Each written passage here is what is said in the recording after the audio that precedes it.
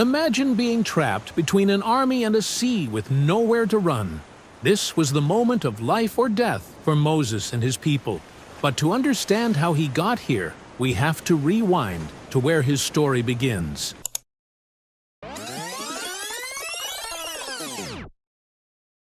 It was a terrifying time for the Israelites. Pharaoh had ordered every baby boy to be killed. But one mother, Jochebed, refused to give up hope. No. She placed her baby in a basket and set him afloat on the Nile, praying for a miracle. Pharaoh's daughter found the basket and was moved with compassion. What a beautiful baby. She decided to raise him as her own. You belong to me now, and I will name you Moses. And so Moses, a Hebrew boy, was raised as an Egyptian prince. Years later, Moses discovered his true identity, and he witnessed the cruel reality of his people's suffering. Seeing an Egyptian beating an Israelite enraged him. He acted in anger, killing the man. Fearing for his life, Moses fled Egypt and found refuge in the land of Midian. In Midian, Moses helped shepherdesses at a well, not knowing this act of kindness would change his life. One of the women, Zipporah, caught his eye. She was the daughter of a Midianite priest, and soon they were married. Years passed, and Moses became a shepherd. One day, as he guided his flock, he saw something extraordinary, a burning bush. Yet it wasn't consumed by the flames. Then Moses heard a voice. Moses, I have seen the suffering of my people. Go to Pharaoh and tell him to let my people go. Who are you? Moses asked. God replied, I am the God of your ancestors. I am that I am. Me? But I'm just a shepherd. I can't even speak well. Go with your brother Aaron, and I will be with you. God replied. With God's assurance, Moses set out on a mission that would change history.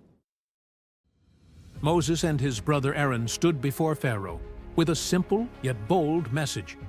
Let my people go, so they may worship God. Who is this God of yours? I will not let them go, Pharaoh replied.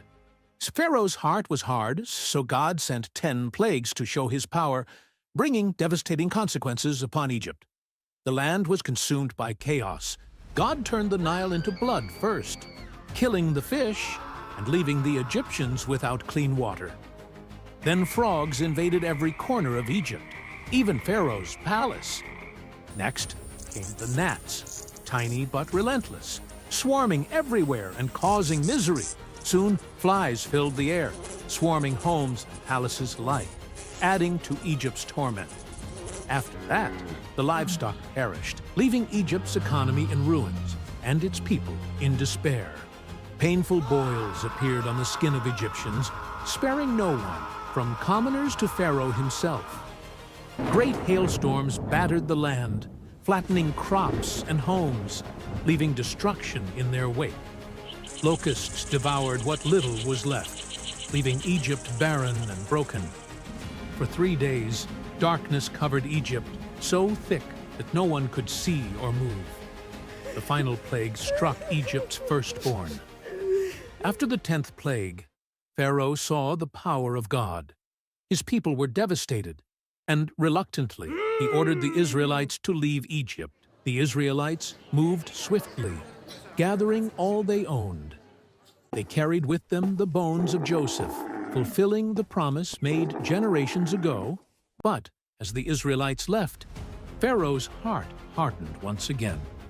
Fueled by pride and anger, he ordered his soldiers to chase after them, determined to bring them back and assert his power once more.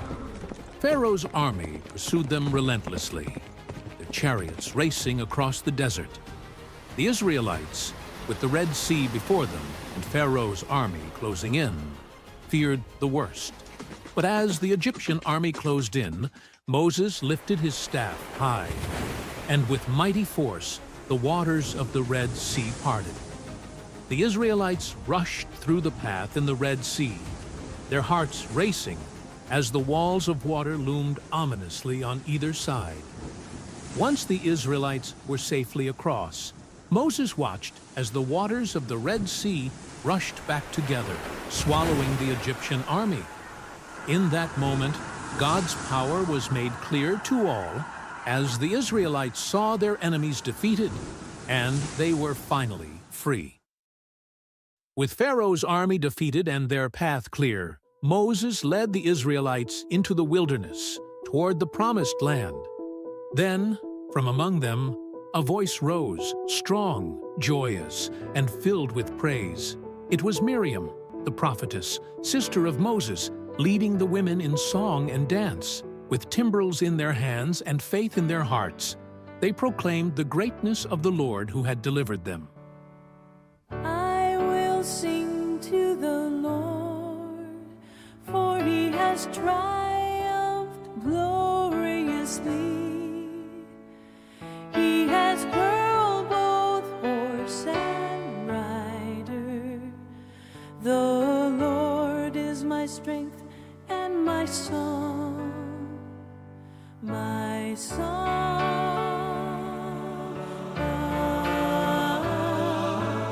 I will sing to the Lord. He's hated, searched, through same wood. Yeah, ferret, attack him. The Lord is my strength and my song. Come to both the wind, the birds that could face dumb sentences, the burning more in mine. I all down love and glory thy love. I will sing to the Lord, for he has triumphed gloriously. He has hurled both horse and rider. The Lord is my strength and my song. The Lord is my strength and my song. The Lord is my strength and dry ground.